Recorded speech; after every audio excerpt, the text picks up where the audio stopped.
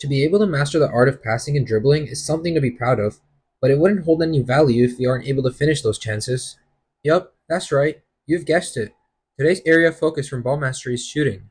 Often you may have heard other people say that finishing chances from plays is the job of the striker, and even though this is true, shooting in football is not only limited to the attacker. If your position in football happens to be at attack, well then this video is perfect for you, but I suggest that even if you play a different position other than a striker, you should still keep watching as I will explain to you the tips and tricks that the players at the highest stage use to maximize their shot to goal rate. Firstly, we need to recognize why is it important for players of all positions to be working on their shooting.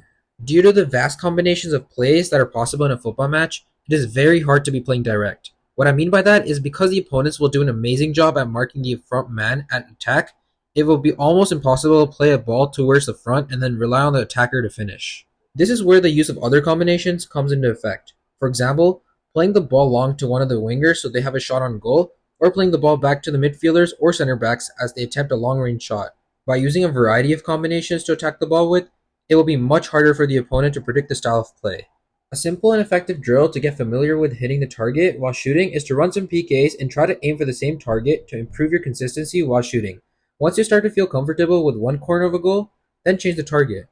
Similarly, you can practice free kicks in the same manner. These types of shooting drills are good for working on precision, but because we're shooting from a stationary state, we need to make the drill more realistic to the game. Therefore, we can add cones to mimic creating space after beating an opponent, then shoot as the ball is already in motion. To challenge yourself, add another component to this drill like starting with a run-up from halfway across the field, so you get that in-match feel of creating an opportunity from a counterattack. Finally, the hardest skill to master in shooting are volleys. This type of shot is all about timing your foot to the ball, making contact as it is in the air.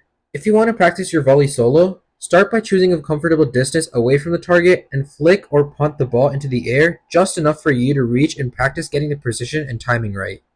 Then to challenge yourself, grab a partner and practice hitting the volleys as the ball is being crossed towards you in a direction. Training lofted volleys are important as 9 out of 10 times in a real match, you will not get the freedom of time to flick up the ball yourself and strike the ball on the volley. To summarize, shooting is very essential in football as it creates goals. It is how you win games and it's as simple as that. However, it is not as easy as you think as there's little to no room for error as you climb up the levels of the game. That's why you need to train with honesty by being consistent with how often you take time to train. Because it is all in your hands, or should I say, your feet. Now, I hope that you learned a thing or two about shooting in football. Let's see you improve that conversion rate of yours to elevate your game.